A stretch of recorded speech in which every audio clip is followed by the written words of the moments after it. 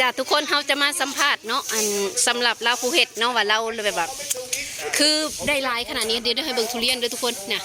คิดว่าสิได้ประมาณเท่าไหร่เนาะอันอยากสัมภาษณ์แน่อันเจ้าเป็นคนทางใดโอ้สบายดีขอยเป็นคนทางสวรรณเขตเด้ออ๋อสวรรณเขตเนาะอันมาเฮ็ดงานสวนนี่ดนแล้วบ่ปีนี้นะเป็นปีที่2เนาะปีนี้เป็นปีที่2อ๋ออันเป็นอะไรนะครับอันรู้สึกว่ามีความรู้สึกจะได้เห็นกองทุเรียนแบบว่าใหญ่ขนาดนี้หลายขนาดนี้นะบอกได้เลยว่าหายเมื่อยเนาะจากที่ว่าเห็ดมากะทั้งปีก็รู้สึกว่าคุ้มมานะรู้สึกทุกคนดีใจนำเราดิ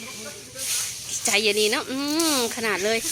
โอ้โหตอนนี้อยู่บ้านเฮาอยู่ลาวนี่ราคานี่หน่วยหนึ่งจักแสนน่ะนะคิดเอาอ่ะ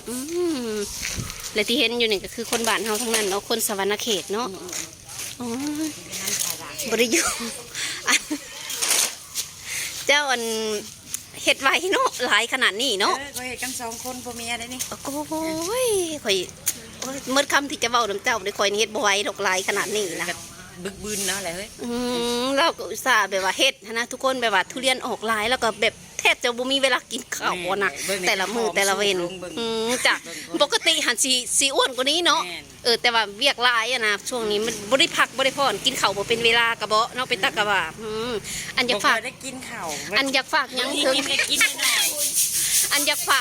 กยังถึงเงินหมู่เพื่อนเนาะที่เบิ่งอยู่บ้านเฮาอะนะคนบ้านเฮาที่แบบว่าอยากมาเฮ็ดงานสวนมีความรู้สึกจังไดแน่นะสำหรับคนที่ว่าเฮ็ดงานสวนอยู่แล้วค่ะอ๋อก็อยากฝากถึงว่าถ้าว่าอยากมาลองเบิ่งกะบ่เสียหายเนาะทุกคนบางทีมันก็ขึ้นกับดวงก็มีได้บางคนงานปีแรกฟุกก็มีเนาะก็ได้หลายแต่บางคนก็ประมาณ2 หรือ 3 ปีก็ถึงจะเห็นผลว่าไงคะคือมองนี่อะไรเนาะตอนแรกเราก็บ่ได้เนาะตอนแรกเขามาปีแรกก็บ่ได้มันพอเปลี่ยนสวนเลยปีนี้รู้สึกว่าได้ผลผลิตหลายขึ้นเนาะออกมาหลายคิดว่าจะอยู่ประมาณจักตันอะให้เดาคิดว่ามันนี่นะจะมีอยู่ประมาณ20 ตันเนาะโอ้ประมาณ20 ตันเนาะอะโอเคทุกคนค่ะมีไผแบบว่า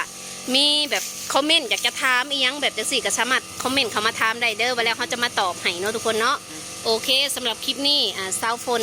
คนทางสวรรณเขตกับขอบ๊ายบายไปก่อนนะทุกคนเนาะ